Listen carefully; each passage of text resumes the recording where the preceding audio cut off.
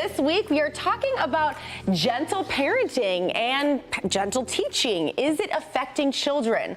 Now, recent reports show that Gen Z individuals are increasingly enrolling in adulting classes focused on teaching practical life skills because, well, they aren't taught these skills growing up. We're talking about things like cooking, laundry, budgeting, and even changing a tire. Wow, I still don't know how to change a tire, but I see where this is coming from, and I'm grown. But joining us today to talk about this topic is Blaine Fowler from Blaine and Lauren on 96.3 WDVD, Vanessa Cohen, who is the creator of Motor City Date Night and also an incredible momager. Y'all know who she is. And our Live in the D intern for this season, Brooklyn Miller, who is our honorary Gen Zer on this panel. Thank you, everyone, for being with us. You have such perspective, millennial, Gen Z. I'm Gen X. Gen X, Gen Z. Okay. Yeah, That's why we've got the panel. Okay. All right, so first question. Do you think that parents are not teaching enough of these basic life skills today where the generation is entering into, let's say, the workforce and having to take these adulting courses? What would you guys say? Yes. Yes. They're not. What would you say? In the Vanessa? slightest. I really feel like this. I just remember it was a couple years ago. The twins asked me. I think they might have been like 10, and they asked me like, "What's 2 + 2?" And then I said it's 4. They were like, "Alexa, what's 2 + 2?" Like, you didn't even trust me to just sit on what I said. The disrespect. And so what I'm saying, they have access to a lot more information, and so they have.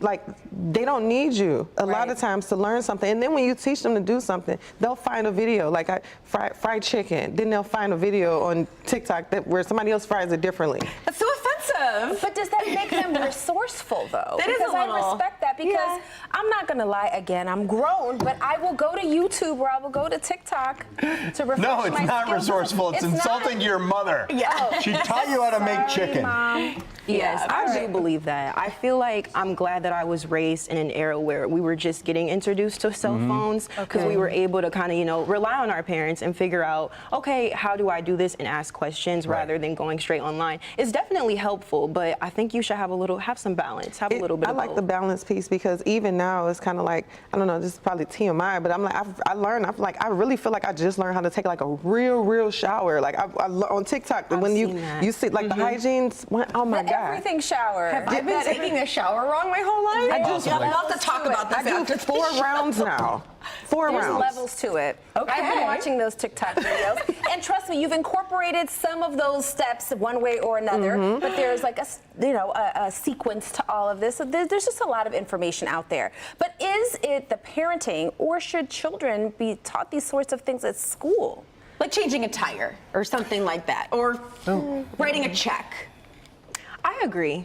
I think that there was a lot that I did miss out on when going to school. I feel like I definitely could have been taught a little bit more like home ec skills because that was something. Was that an option? Not when they pulled it out of schools. Okay, It wasn't something that they introduced as much, but I feel like it's definitely necessary to know certain things like that. Because I'll be honest, I don't know how to change a tire. That would have been helpful to know. I mean, Taki said she doesn't know how. I don't know how to change a tire. I know how to call AAA. I'm glad you said it because that's what I was really thinking. God bless AAA because they do come in. Yeah, save the day. listen, back in the day, home ec was an elective. And you could take it and learn a lot of those things. Balancing a checkbook, just general finances and things like that. It wasn't just, sewing or anything like that. It was kind of all this general information. I learned that stuff from my family, though. But I learned, same. I mean, like, my dad taught me how to wash clothes. Okay. He's like, all right, and when my parents split up, he would call me at the house. He's like, you're making dinner tonight. Here's what you're making. Here's how you make it. I love that. See, I learned all that kitchen stuff and like shopping and recipes and that was really from my Aunt Joan.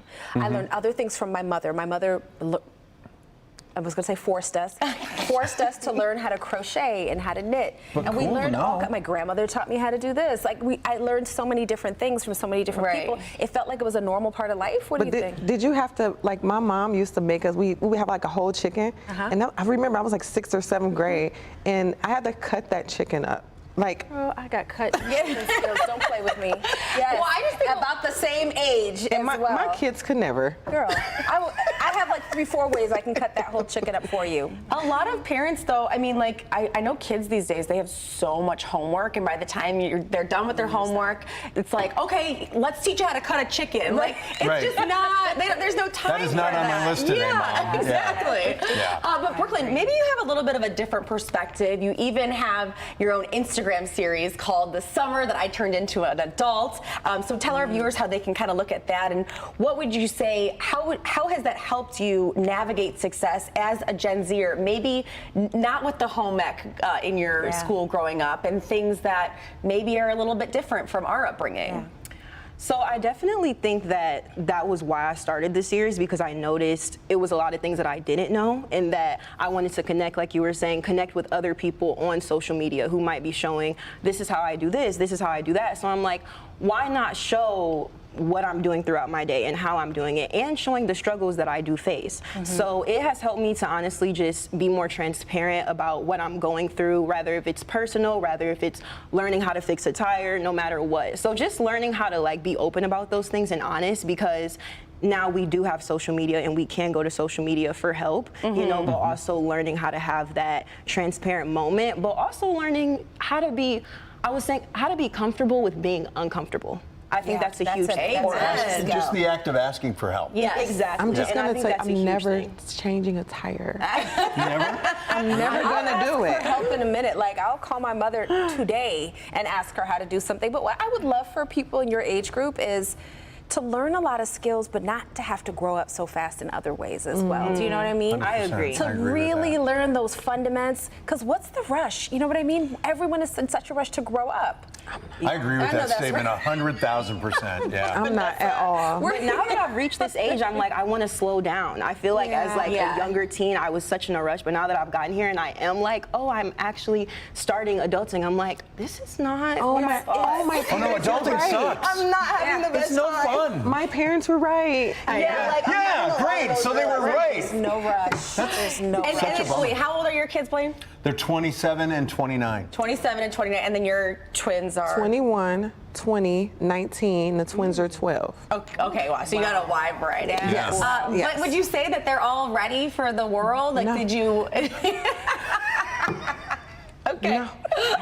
Well, you know what? But I'm So- trying. She's keeping it real. I'm I would trying. say the moral of the story is we need to be a little bit tougher as parents. I'm asking because I have a 2-year-old. Where do I start? Right. Yeah. Yeah, when? Yeah, right? That's a great question. I don't. It's been so long, I've forgotten the answer. No, I think as parents, we're a lot more empathetic, right? And I think that as the Are generation, we? we are because I feel like I'm way more understanding than my parents were. I'm not saying that they weren't understanding, but life is a little bit softer. And so with that being said, we're softer parents. No, I'm not yelling at my kids. I'm like, hey, let's talk this through. Oh, I look cute. I'm like, hey, let's talk this through. But I think that's a good thing. But I also think that we somewhat coddle them a little bit more too, where it's like, I don't trust my kids to cut up a chicken. Yeah, no, Right. no. Yeah. Not Once in even a for the while, there were YouTube times video. where I was just like, we're doing this and we're doing this now. Yes. And that's the All right. 21-year-old. I'm teaching my 2-year-old how to cut a chicken today. There you go. That's the moral of the story. A sharp object in the 2-year-old hands. What could possibly go Please wrong? don't call child services on Kim. Thank you all so much for being with us. We appreciate Thank you. it. This is a great great topic. topic. Yeah. It really is.